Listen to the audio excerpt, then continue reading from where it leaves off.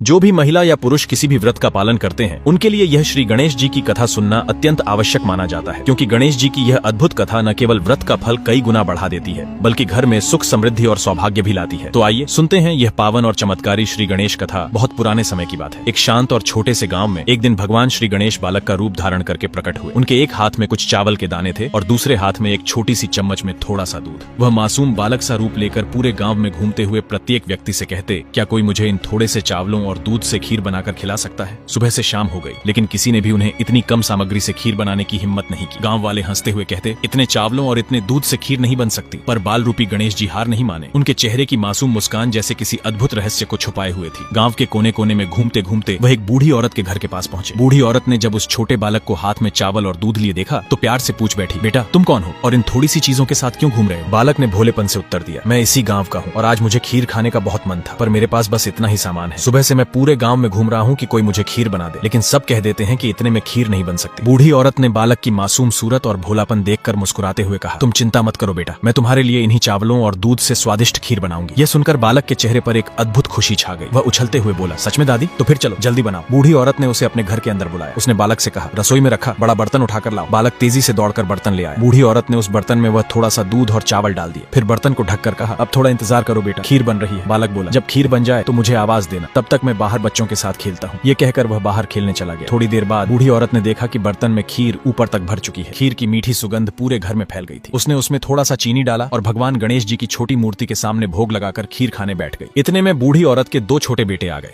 वे बोले, माँ हमें भी खीर चाहिए। बूढ़ी औरत बोली, पहले उस छोटे बच्चे के आने दो जिसके लिए खीर बनाई है, फिर तुम लोग भी खा लेना। कुछ देर बाद वह बालक वापस आया। बूढ़ी औरत ने कहा, बेटा हाथ मुंह धोकर बैठो, मैं तुम्हारे लिए खीर परोसती हूँ। बालक मुस्कुराया और बोला, मैं तो खीर खा चुका हूँ। बूढ़ी औरत हैरान होकर बोली, कैसे? तुम तो अभी आए हो, कब खाई खीर? बालक ने धीरे से मुस्कुराते हुए कहा, अभी थोड़ी देर पहले जब खीर तैयार हुई थी तब मैंने गणेश भगवान को भोग लगाया और दरवाजे के पीछे बैठकर खीर खा ली। ये सुनकर बूढ़ी औरत की आंखों में आश्चर्य छा गया। वह समझ गई कि ये कोई साधारण बालक नहीं है। उसने कांपते हुए कहा, बेटा तुम तो दिव्य हो, लेकिन ये बात किसी और को मत बताना। अब बूढ़ी औरत सोचने लगी, इतनी सारी खीर का मैं क्या करूं? बालक तो खा नहीं रहा, मेरे बच्चे भी इंतजार कर रहे हैं। बालक बोला, माँ इस खीर को पूरे गाँव में बांट दो, ये कभी खत्म नहीं होगी। तुम जिसे भी दोगी उसका पेट भर जाएगा, किसी भी भूखे और गरीब को दे देना। इतना कहकर वह बालक अचानक गायब हो गया। बूढ़ी औरत अब समझ चुकी थी कि यह कोई और नहीं, स्वयं श्री गणेश भगवान थे। उसने अपने बेटों को खीर खिलाई और पूरे गाँव में बांटने निकल पड़ी। कुछ ही दूर चलने पर उसे एक झोपड़ी दिखाई दी जहाँ एक गरीब पति पत्नी भूख से कमजोर बैठे थे। बूढ़ी औरत ने उन्हें खीर का बर्तन देते हुए कहा, तुम जितनी चाहे खीर खा लो, ये खत्म नहीं होगी। गरीब दंपति ने पेट भरकर खीर खाई और आशीर्वाद दिया। पूरा गांव खीर खाकर तृप्त हो गया और हर कोई कहने लगा, आज गांव में भगवान गणेश ने सचमुच चमत्कार किया है। जो भी श्रद्धा और भक्ति से इस श्री गणेश कथा को सुनता है उसकी सभी मनोकामनाएं पूर्ण होती हैं, उसका व्रत सफल और संपूर्ण होता है और उस पर सदैव भगवान श्री गणेश की दिव्य कृपा बनी रहती है। तो दोस्तों, अगर आपको यह पावन श्री गणेश कथा अच्छी लगी हो तो कृपया वीडियो को लाइक करें और चैनल को सब्सक्राइब करें, ताकि हम आपके लिए इसी प्रकार की और भी सुंदर व्रत कथाएं और दिव्य कहानियां लाते रहें। जय श्री गणेश।